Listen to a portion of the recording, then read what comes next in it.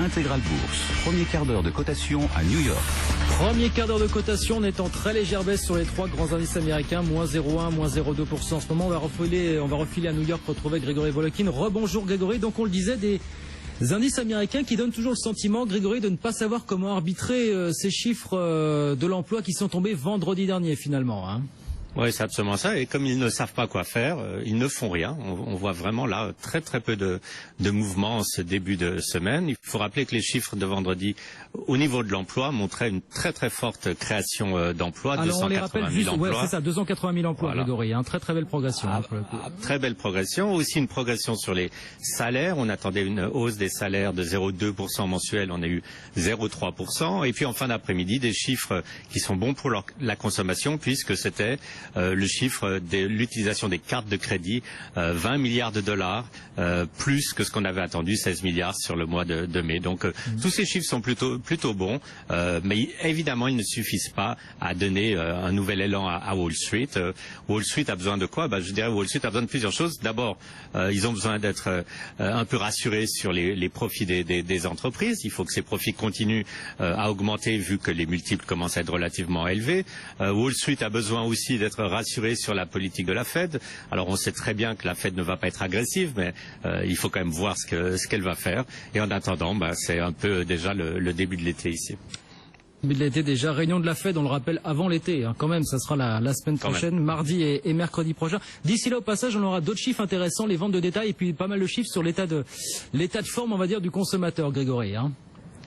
Oui, absolument. Et je dirais, puisque maintenant on sait que l'emploi s'est fortement amélioré, imaginez 5,5% de chômage, c'est vraiment un très bon chiffre, avec beaucoup de création dans tous les secteurs de l'économie. Hein. C'était aussi bien dans le secteur des services que dans la construction, que dans les loisirs.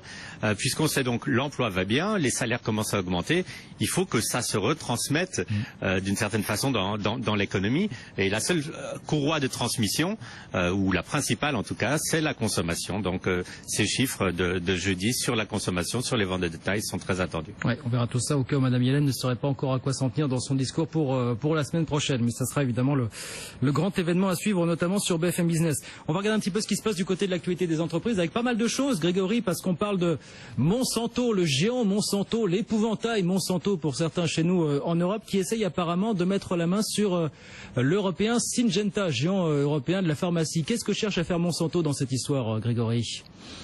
En fait, ils cherchent à faire quelque chose qui va être très difficile pour eux, puisqu'ils cherchent à avoir une position dominante, que ce soit au niveau des engrais ou que ce soit au niveau des pousses pour l'agriculture. Et ça, évidemment, c'est très mal vu d'abord déjà de la part des paysans américains qui n'ont aucune envie d'avoir face à eux un seul interlocuteur.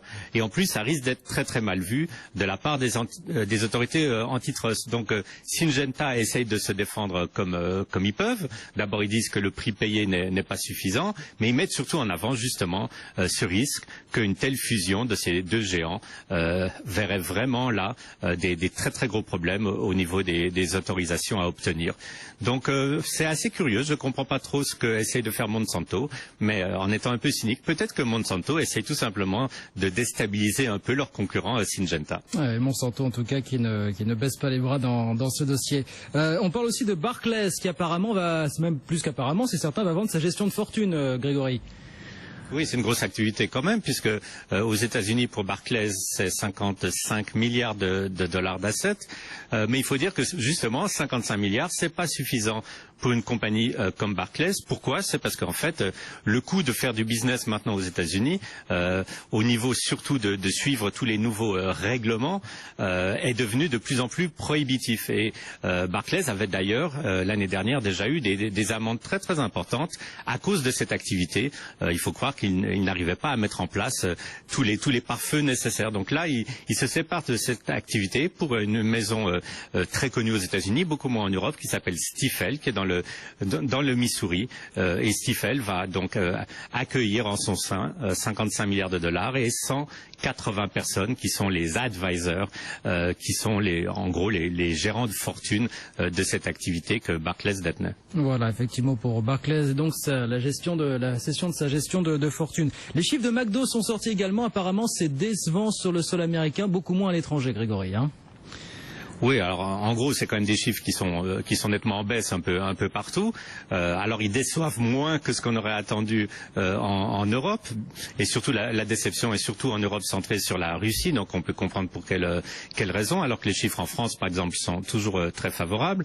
Mais aux États-Unis, ça continue. Alors avec des baisses à magasins comparés en baisse de je crois 2,2%, ce qui est vraiment pas des bons chiffres. Donc vous savez que McDo a annoncé un plan. Ils essayent vraiment de retrouver de la croissance face à la concurrence très très forte ici aux États-Unis de toutes ces chaînes de hamburgers qui sont, je dirais, des hamburgers qui sont non seulement meilleurs, mais surtout beaucoup plus populaires auprès des jeunes, des chaînes telles que Shake Shack, Five Guys, etc. Donc, si je puis dire, McDo, en tout cas aux États-Unis, n'est vraiment pas sorti de l'auberge. Ouais, c'est ça. Ouais. Toujours petite crise existentielle, crise des menus qu'on doit résorber chez McDo. On va en dire un mot, mais on en parlera un petit peu au cours des prochains jours de toute façon, parce qu'on sait que c'est le grand événement de la semaine. Grégory, c'est la conférence des développeurs d'Apple qui commence. Alors on attend, je sais pas si ça sera pour aujourd'hui ou pas, cette fameuse annonce autour du streaming, mais enfin ça semble se préciser quand même.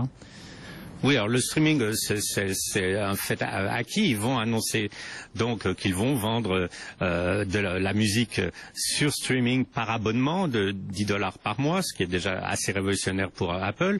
Mais il y aura beaucoup d'autres annonces qui vont être faites justement pour ces fameux développeurs. Alors Apple va leur permettre surtout de pouvoir commencer à programmer ou à proposer des nouvelles utilisations de la iWatch, de la fameuse montre. Ça, c'est certain que c'est très attendu par beaucoup de développeurs.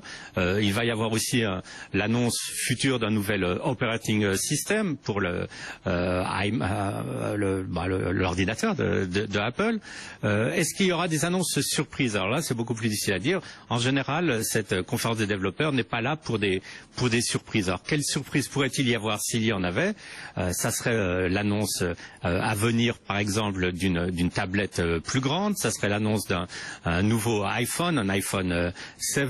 On sait déjà, par contre, que Apple TV n'est pas encore dans les starting blocks. C'est pas pour demain que ça va être lancé, puisque Apple est encore en train de négocier avec beaucoup de compagnies qui offrent le contenu, des compagnies telles que Time Warner, Warner Brothers, CBS, etc.